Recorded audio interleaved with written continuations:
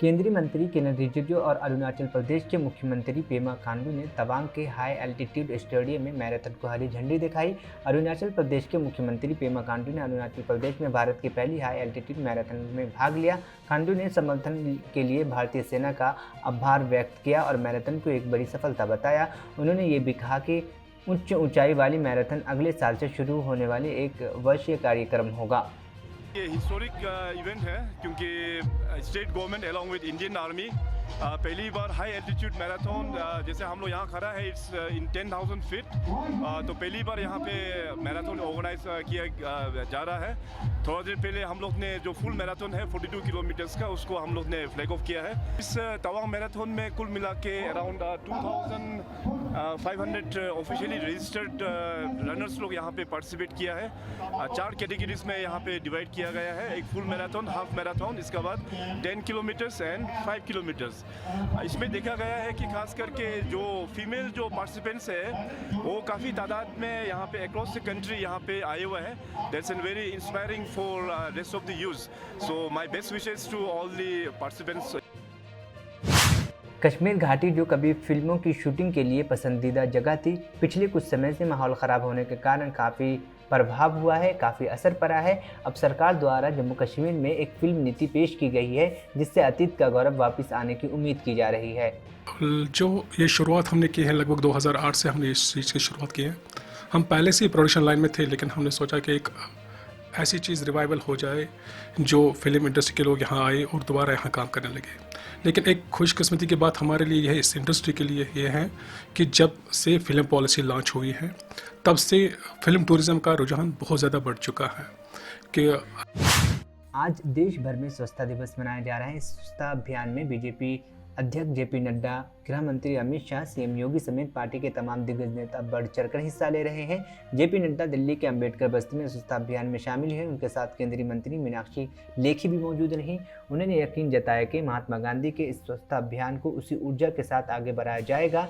गृह मंत्री अमित शाह अहमदाबाद में स्वच्छता अभियान में हिस्सा लिया। आज गृह मंत्री अमित शाह ने अहमदाबाद में रानी AMTS बस स्टैंड के पास स्वच्छता हेतु श्रमदान कार्यक्रम में शामिल हुए। देश भर में स्वच्छता दिवस मनाया जा रहा है। आज के दिन पीएम नरेंद्र मोदी ने देश की जनता से 1 घंटे श्रमदान करने की अपील की थी। इस खास मौके पर बीजेपी के दिग्गज नेता रविशंकर प्रसाद स्वच्छता अभियान में शामिल हुए और उन्होंने कई स्थानों की सफाई की। तस्वीरों में बीजेपी के नेता झाड़ू लेकर सफाई करते नजर आ रहे हैं। बता दें कि इस अभियान के तहत जगह जगह सफाई कार्यक्रम चल रहा है। भारत सरकार के वकील हैं, बाकी वकील हैं, सब सुबह हाई कोर्ट के सामने झाड़ू लगाए, उसके बाद झाड़ू लगाते हुए मेरे यहाँ आ गए, तो अभी मेरे मोहल्ले में झाड़ू लगाया। अब मैं जा रहा हूँ गंगा किनारे काली घाट, वहाँ मैं झाड़ू लगाऊंगा। सब लोग सफाई में लगे हुए हैं। स्वच्छ भारत देश के लिए बहुत ही आवश्यक है और मैं एक ही बात कहूँगा, देश जागता है, जगाने वाला होना चाहिए। आज प्रधानमंत्री जी ने एक आह्वान किया, पूरा देश झाड़ू लेकर के, वकील लोग भी झाड़ू लेकर के निकले हुए हैं। अच्छी बात है ना, इसी प्रकार से देश को आगे बढ़ाना है। तो स्वच्छ भारत, स्वस्थ भारत, स्वच्छ भारत, स्वावलंबी भारत। गुजरात के नवसारी में दिव्यांग बच्चे आत्मनिर्भर बन रहे हैं। प्रिंटिंग प्रेस और हैंडलूम में काम कर ये बच्चे अपने परिवार की आर्थिक रूप से मदद कर रहे हैं। वहीं ये साबित कर रहे हैं कि वह किसी से कम नहीं हैं। यहाँ दिव्यांग बच्चों को आत्मनिर्भर बनने के लिए प्रशिक्षण किया जा रहा है। यहाँ बच्चे को कंपोजिंग, बाइंडिंग, प्रिंटिंग कार्य, ऑफसेट प्रिंटिंग कार्य, स्क्रीन प्रिंटिंग आदि उद्योगों में प्रशिक्षित करने के लिए विभिन्न प्रयास किए जाते हैं ताकि वह समाज में स्वाभिमानी जीवन जी सकें। बच्चों को कंपोजिंग, बाइंडिंग, प्रिंटिंग कार्य, ऑफसेट प्रिंटिंग कार्य, स्क्रीन प्रिंटिंग आदि उद्योगों में प्रशिक्षित करने के विभिन्न प्रयास किए जा रहे हैं ताकि वे समाज में स्वाभिमानी जीवन जी सकें। ये संस्था की स्थापना 1970 में श्री प्रवीण चंद्र सवजीभाई कोठारी की पुण्य स्मृति में उनके भाई महेश भाई सवजीभाई कोठारी, जो दिव्यांगों के भीष्म पितामह कहलाते हैं, उनके द्वारा हुई थी। अभी ये संस्था में टोटली 704 बच्चे हैं। इसमें से ये अपंग तालीम में 70 बच्चे काम कर रहे हैं 70 बच्चे काम कर रहे हैं। हमारे आदरणीय वड़ा प्रधान नरेंद्र भाई मोदी जब 2016 में नवसारी में आए थे तो उन्होंने विकलांग के बदले दिव्यांग शब्द दिया और दिव्यांगों को आत्मनिर्भर करने के लिए जो कंसेप्ट दिया वो कंसेप्ट हमने कैच कर लिया और हम ये दिव्यांगों को पुनः स्थापित करने के लिए अलग अलग उद्योग सिखा रहे हैं।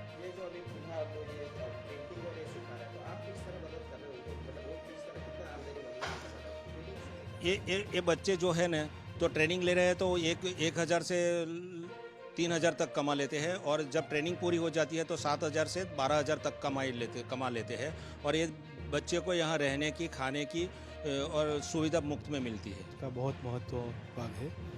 जो सरकार ने हमको बिना टेंडर का सर्टी दिया है उसके हिसाब से बच्चे लोग को काम मिलता है, जिस किसी को भाव नहीं मंगाना पड़ता है और ये बच्चे लोग को प्रिंटिंग का ट्रेनिंग देते हैं हम लोग।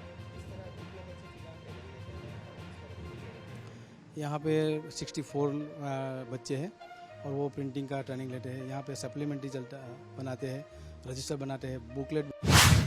समाजवादी पार्टी के राष्ट्रीय अध्यक्ष अखिलेश यादव ने कहा है कि देश में जाति जनगणना की बात हल कर रहा है। उन्होंने कहा कि उसके लिए मैं बधाई देता हूं और सच्चाई भी यही है कि जहां बहुजन समाज जिस दल के साथ खड़ा हो जाता है उसी दल की सत्ता बन जाती है। अखिलेश यादव ने कहा कि जब से जातीय जनगणना की बात आई है, जो भी नारे लगाते हैं, आज हर समाज के लोग कह रहे हैं कि जातीय जनगणना हो और जाति की जो भी आबादी हो उसके हिसाब से हक और सम्मान मिले। आज हर समाज के लोग इस बात को कह रहे हैं कि जाति जनगणना हो और जाति के जो आबादी हो उसके हिसाब से हक और सम्मान मिले। 5,000 साल पहले जो जाति व्यवस्था आई उससे हमारे देश में और समाज में बहुत सी दूरियां बनी हैं। समय समय पर सोच लोगों को बदलने के लिए महापुरुष और बहुत सारे महत्वपूर्ण लोगों ने समय समय पर समाज को सुधारने का काम किया और हमें उम्मीद है कि जिस समय समाज पढ़ा लिखा बनेगा जातियां भी टूटेंगी।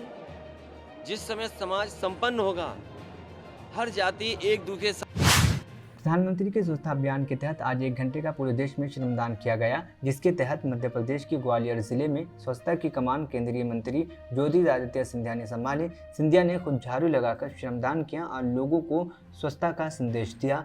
इस मौके पर उन्होंने कहा कि स्वच्छता बस हमारे दिल और दिमाग में ही नहीं होना चाहिए, बल्कि सड़क गांव-गांव की स्वस्थ रहना चाहिए और उसे साफ सुथरा रखना चाहिए। जब हम लोग अपने दिल में महात्मा गांधी जी का जो आदेश था, केवल दिल में स्वच्छता केवल नहीं, विचारधारा में स्वच्छता नहीं, लेकिन भारत के सड़क सड़क गांव और शहर के बस्ती तक स्वच्छता हमें उत्पन्न करना हो और इसे युद्ध स्तर तक प्रधानमंत्री जी ने उठाया है और उस युद्ध में मैं मानता हूं कि भारत का एक एक नागरिक, 140 करोड़ जनता, एक एक नागरिक अपने आप को शामिल करके महात्मा गांधी जी का सपना और प्रधानमंत्री जी का संकल्प दोनों का समागम करके उसे साकार और सिद्धि तक पहुंचाने। कांग्रेस के नेता उदित राज ने कहा है कि कांग्रेस की 4 राज्यों में सरकार है, बड़ी पार्टी से समझौता करने का नीतीश कुमार को फायदा हुआ कि नहीं, आज उनका चेहरा उजागर हो गया है। जो सेकुलर करते थे, बीजेपी को ज्वाइन कर लिया है उन्होंने, तो क्या उतना विवेक नहीं रखते राजनीतिक में? पिछली बार कांग्रेस ने इनको मुख्यमंत्री बनाया तो भी संतुष्ट नहीं हो रहे हैं। आज उनके चेहरा का उजागर हो गया है। जो सेकुलर कहते थे वो बीजेपी के साथ में समझौता कर लिया उन्होंने। तो एक तो क्या नीतीश कुमार जी इतने विवेक नहीं रखते राजनीति में? वो तो पिछले बार कांग्रेस ने इनको मुख्यमंत्री बनाया तो भी इनको संतुष्टि नहीं हुई है, तो भी बीजेपी से हाबनैबिंग करते रहे। इनका छोटा दल होने के बावजूद कांग्रेस ने बड़ा दिल दिखाया था और मुख्यमंत्री बनाया था, उसके बावजूद में हालत है। तो जनता भी इनको सबक सिखाई है, अभी विधानसभा चुनाव में, लोकसभा में और सिखाएगी। तो नीतीश जी ने बहुत अच्छा फैसला किया। इनके साथ जाने से फ़ायदा क्या है? न पार्टी को फायदा, न देश को फायदा, न सेकुलरिज्म को फायदा, न बीजेपी को हटाया जा सकता। तो इनके साथ तो नहीं।